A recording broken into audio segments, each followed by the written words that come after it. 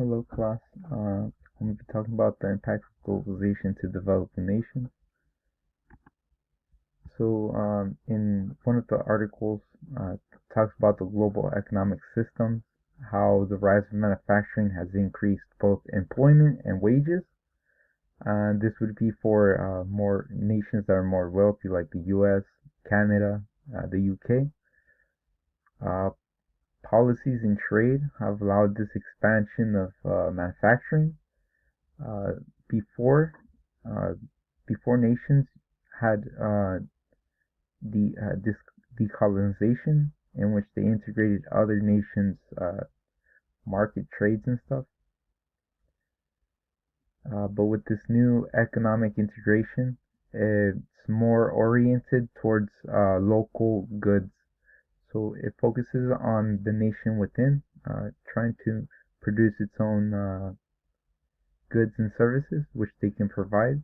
And this overall has created the export oriented organization. Nations like India tend to have this. They want to produce more locally. It both increases economic growth within their nation, and it also increases their market trade. The 1970s East Asia domestic market is one of the most famous ones, in which it created South Korea as one of the big producers of exports. In another article, it talks about the inequality between wealthy nations and poor nations. In World War II, in 1945 to the end of 1997, it was the biggest amount of inequality between nations. This industrial growth developed in more wealthier nations. This boom of industrial growth created the disparity between the manufacturing of wealthy nations and poor nations. Wealthier nations benefited in that they created more jobs, better wages for people, and this created the middle class in wealthier nations. In poor nations, there was no middle class. It was a substantially small group that were part of the middle class, and it was an inequality between wealthier nations having a majority of middle class and poor nations having just a little bit of middle class within their nations. A top national economy. It talks about how World War from World War II, the percentage from the U.S. was 10% to 16% increase, and after or before, and then after it just decreased slightly from 16% or from 7% to 8%. This was similar in the UK. These nations really the impact of the war didn't really impact them. They were still considered wealthy nations at the time.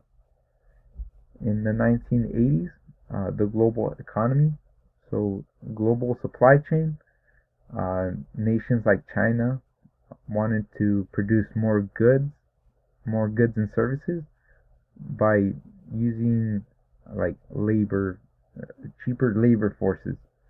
So they used more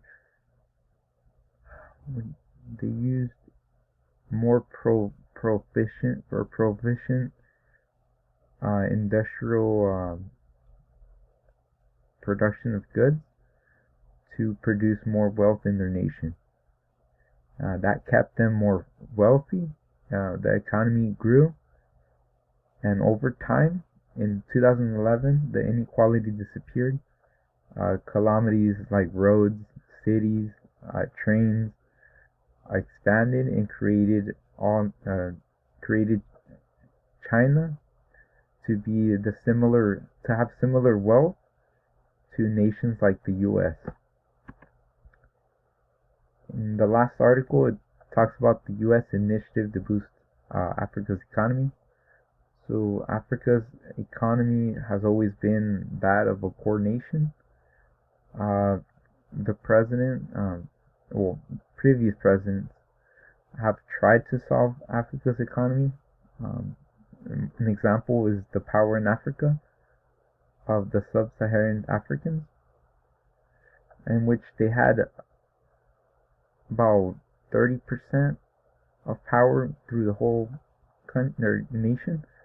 And President Obama tried to increase the infrastructure and try to help them have more electricity to their citizens, but it ultimately failed. Another similar initiative that was from a president is 2018 Trump president's business finance.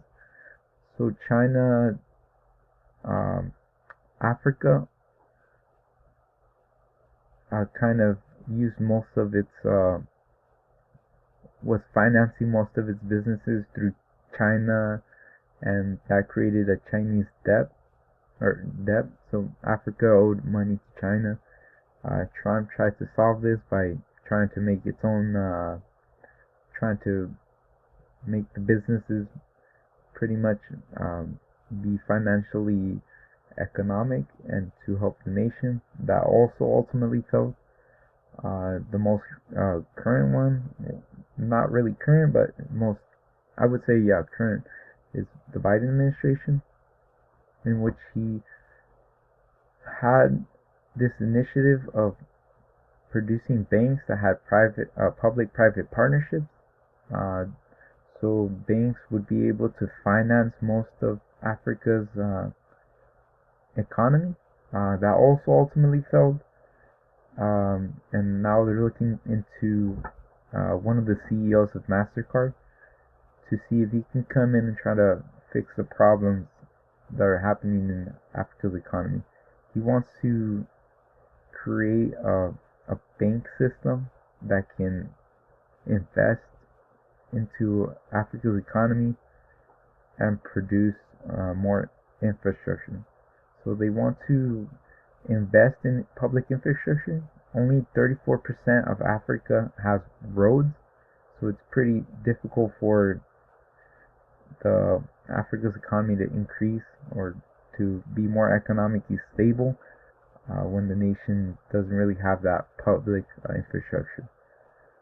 So they look into the 1985 data World Banks, in which they state that roads and electricity are um, two of the most important like roadblocks that Africa has to overcome in order for them to be able to produce, or in order for them to have better infrastructure. So just the lack of this infrastructure is really having Africa stay in this economic developing nation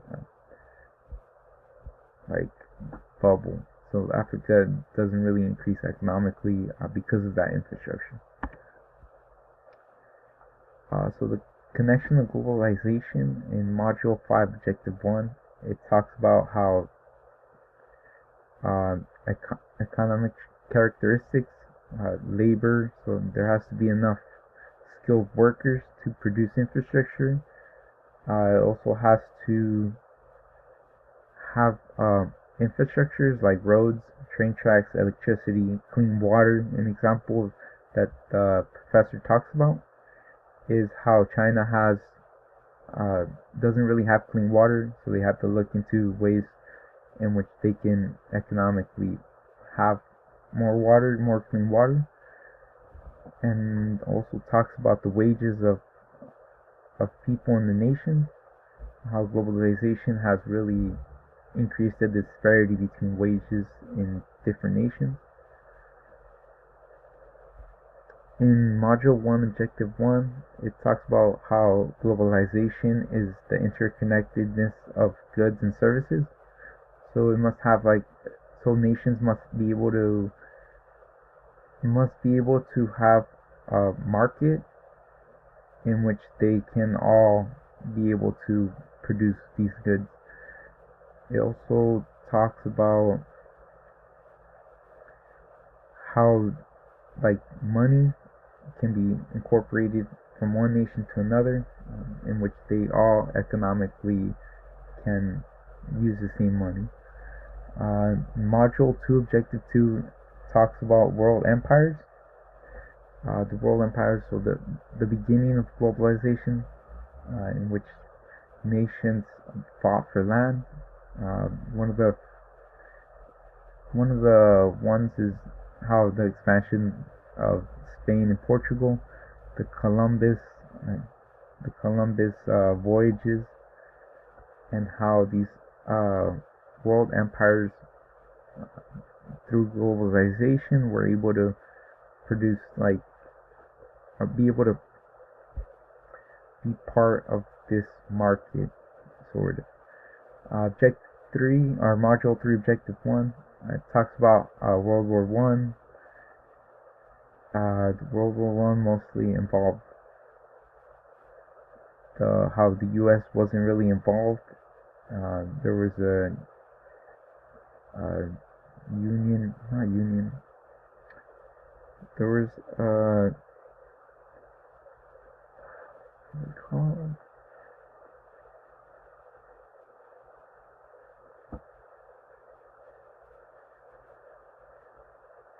It talks about mostly World War II, and the Great Depression, how it politically destabilized nations. This destabilization really impacted all European nations and all other nations. Just the bad part of globalization. But in the good terms, or the good benefits, the U.S. became, at the time, one of the producers of the industrial age. The benefits of globalization on the economy. So in the book, it talks about thinking globally, how American corporations look into Singapore to kind of help them produce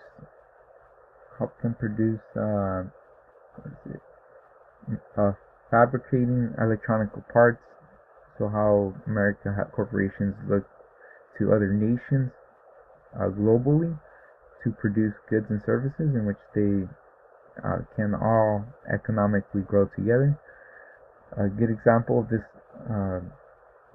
global political movements are like treaties like the Mexico-American-Canada, in which they have markets of exports in which they can all economically grow. Globalization has also brought new markets. It wants to trade with new people, more trading, more new markets are formed, better economic growth for just all the nations. But with globalization, it also creates a disparity between developing nations. It creates poverty and instability. It takes away some of those jobs from developing countries, in which it leaves them in poverty. They're not able to, their jobs just disappear. And then also with regulation of capital markets, globalization, or nations have just agreed that regulating capital markets is better, because it just one market that controls all markets is bad for just all the nations and all the economies.